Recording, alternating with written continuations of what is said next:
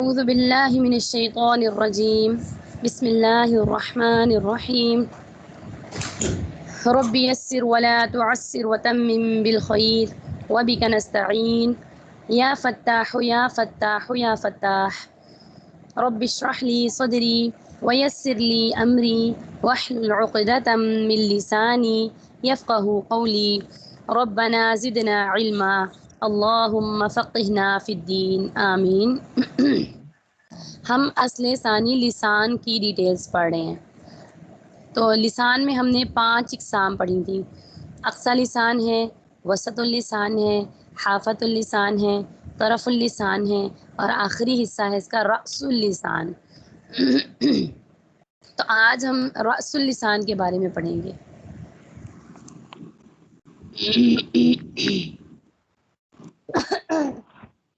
اچھا، رأس جو ہوتا ہے نا اس کو سر کو بولتے ہیں۔ ویسے تو رأس کا مطلب سر ہوتا ہے، لیکن یہاں پر جو ہے نا زبان کی جو بالکل نوک ہے اس کو رأس اللسان کہا گیا ہے۔ زبان کی نوک ہوتی ہے نا ہماری آگے باریک سی، وہ ہے رأس اللسان۔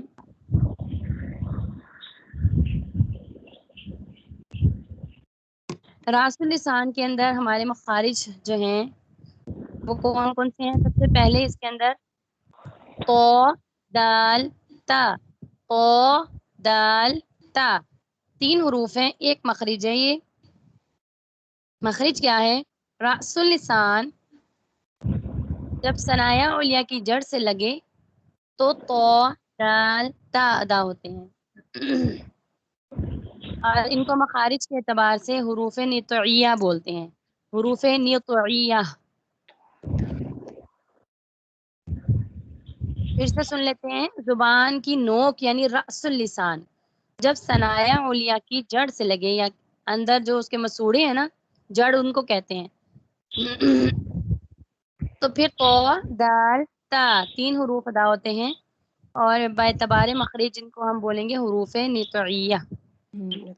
اس کے اندر دوسرا مخرج جو ہے وہ کیا ہے؟ جب رأس اللسان ثنایا علیہ کے اندرونی کناروں کے ساتھ لگے، یعنی دانتوں کے ساتھ لگے گا لیکن دانتوں کے اندرونی کنارے ہوں گے، جڑ نہیں ہوگی، یعنی گمس کے ساتھ نہیں لگانے ہم نے، مسوڑوں کے ساتھ زبان نہیں لگانی، ہم نے زبان دانتوں کے ساتھ لگانی ہے، اور دانت بھی کون سے ہوں گے؟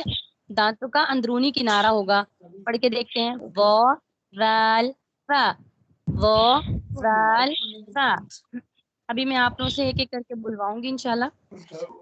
و، رال، را، یہ 3 حروف ایک مخرج سے نکلتے ہیں، اور ان کا مخرج کیا ہے کہ رأس اللسان جب ثنایا علیہ کے اندرونی کناروں سے لگے تو پھر و، زال، تا نکلتے ہیں، اور مخرج کے اعتبار سے ان کا نام حروف لثویہ ہے۔ حروف لثویہ۔ تیسرا مخرج ہماری رأس اللسان سے جو نکلتا ہے وہ کیا ہے؟ رأس اللسان جب ثنایا سفلا، اور اس کو ہم جسٹ اتنا ہی بولیں گے، ثنایا سفلا کی جڑ سے لگے، تو اس کا شارٹ مخرج ہے۔ رأس اللسان جب ثنایا سفلا کی جڑ سے لگے تو پھر صاد، ز، سین، یہ 3 حروف نکلتے ہیں۔ اب آپ لوگ حروف جب پڑھ رہے ہوں گے نا تو آپ لوگ اس کو محسوس کریے گا کہ آپ کی زبان کون سے حرف کی پڑھنے کے وقت کدھر جا رہی ہے، وہ خود بخود وہاں پہ مڑے گی جہاں اس کا مخرج ہوگا، اور پھر جب آپ اس کو سمجھ کے پڑھیں گے تو یہ انشاءاللہ بھولیں گے نہیں۔ اچھا، ان کو مخرج کے اعتبار سے حروف اصلیہ بھی کہتے ہیں، اور اس کا مشہور نام حروف صفیریہ ہے، کیونکہ ان میں سیٹی کی آواز ہوتی ہے نا، صفیر سیٹی کو بولتے ہیں، تو اسی وجہ سے ان کو ہم نے حروف صفیریہ کا نام دے دیا ہے۔ صاد، ز، سین، ٹھیک ہے۔ زبان کی نوک یعنی رأس اللسان جب ثنایا سفلا کی جڑ سے لگے تو پھر 3 حروف ادا ہوں گے، صاد، ز، سین۔ دیکھیں ان میں جو ہے رأس اللسان سے اب 3 مخارج نکل رہے ہیں۔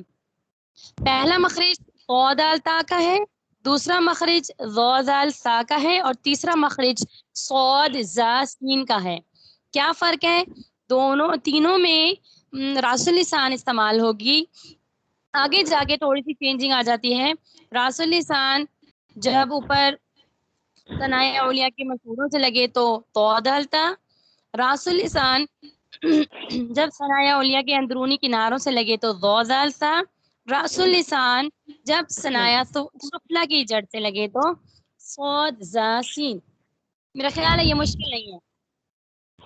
نہیں اللہ کا شکر آسان ہے. آسان ہی.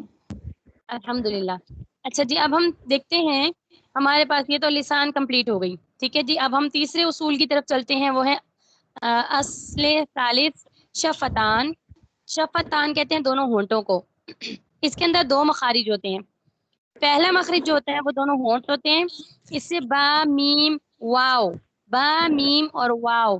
واو جو ہے لین اور متحرک دونوں صورتوں میں نکلے گا یعنی شفتان سے. جب ہم کہتے ہیں واو زبر وا, جب ہم کہتے ہیں یہ متحرک ہو گیا. اور لین کی آواز کیا ہوتی ہے با زبر واو بو, تب بھی واو جو ہے ہونٹوں کی مکمل گولائی سے نکلتا ہے. ٹھیک ہے. فرق کیا ہوتا ہے با ہونٹوں سے تو ادا ہوتا ہے لیکن ہونٹوں کے گیلے حصوں سے ادا ہوتا ہے, تری والے حصوں سے جو گیلے حصے ہوتے ہیں, اسی لیے اسے بحری بولتے ہیں. باہر سمندر ہوتا ہے نا جی تو بحری گیلے ہونے کی وجہ سے اس کا نام بحری رکھ دیا. یعنی با با با ہم ہونٹ بند کر رہے ہیں لیکن ہمارے ہونٹوں کا جو گیلا حصہ ہے نا اندر والا وہ آپس میں ملے گا با با. اس کے بعد ہے میم. میم ہونٹوں کی خشکی سے یعنی جب ہونٹوں کا ڈرائی پارٹ تھوڑا سا آپس میں جوائن ہوگا, تھوڑا سا ڈرائی پارٹ, مکمل لپس کو بند نہیں کرنا ہے. بالکل ایسے نہیں کر دینا کہ ہونٹ جو ہے نا وہ دبا ہی دیں ہم لوگ, نہیں. میم میم جو آسان قرآنی قاعدہ ہے نا اس کے اندر ان دونوں کی تصویریں بہت واضح ہیں. میں انشاءاللہ آپ لوگوں کو وہ سینڈ کروں گی. میم اس لیے یہ خشکی والے ہونٹوں سے ادا ہوتا ہے اس لیے ان کو برری بولتے ہیں. برری برری خشکی کو بولتے ہیں. واو دونوں ہونٹوں کے مکمل گول کرنے سے یعنی ہونٹوں کی نا تمام گولائی بولتے ہیں اس کو.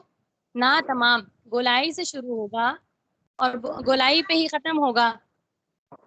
واو واو ہونٹ پورے گول ہوں گے, پھر ہم حرف مدہ کریں گے لمبا اور اس کے بعد آخر میں پھر سے ہونٹوں کو گول کر کے بول دیں گے واو. تو یہ کیا ہو جائے گا واو کی ادائیگی ہو جائے گی. مخرج نمبر 2 کیا ہے اس کے اندر, یہ نیچے والے ہونٹ کا شکم. دوسرا مخرج جس میں کیا ہے نیچے والے ہونٹ کا شکم یعنی نچلے ہونٹ کا گیلا حصہ اس کو شکم بول رہے ہیں. اور ثنایا اولیاء کا کنارہ یعنی اوپر والے جو 2 دانت ہیں ثنایا اولیاء وہ نیچے والے ہونٹ کے تر حصے میں جب لگے گا تو پھر ہمارا جو حرف بنے گا وہ ہے فا. فا ان 4 حروف کو مخرج کے اعتبار سے حروف شفویہ کہتے ہیں. شفویہ حروف شفویہ. یہ تو ہو گئے ہمارے اصل ثالث شفتان اور اصل رابع اور اصل خامس. یہ بھی بہت آسان ہے, ایک ایک مختصر سی ان کی وہ ہے تعریف ہے. اس کو بھی ہم آج پڑھ کے مکمل کر لیتے ہیں خارج. اصل رابع جو ہے جوف دہن. اب جوف دہن کیا چیز ہے پہلے اس کو دیکھ لیتے ہیں. منہ کا اندر کا خالی حصہ, ہمارے منہ کے اندر کی خالی حصہ, ہمارے منہ سے لے کر حلق تک جو خالی حصہ ہے اس کو جوف دہن کہتے ہیں. اس جوف دہن سے حروف مدہ الف واو یا نکلتے ہیں. الف واو یا حروف مدہ کیسے بنتے ہیں جب ہم بولیں گے آ او ای با بو بی تا تو تی. یہ کوئی آواز جو ہے نا جو مدہ کی آواز ہے نا وہ اس کا کوئی مخرج نہیں ہمیں سمجھ میں آ رہا, نظر نہیں آ رہا. تو وہ کیا ہے اصل رابع جوف دہن. اور ہم نے پڑھا تھا جوف دہن جو ہے وہ مخرج محقق ہے یا مقدر ہے؟ محقق میں آتا ہے یا مقدر میں آتا ہے؟ کون بتا سکتا ہے؟ مخرج میں محقق وہ تھا نا جو نظر آتے تھے, جو سمجھ میں آتے تھے, جو فیل کر سکتے ہیں ہم. اور مقدر وہ ہیں جو ہمیں نظر بھی نہیں آتے اور نہ ہمیں سمجھ میں بھی آتے ہیں, وہ ہم ان کو فیل نہیں کر سکتے.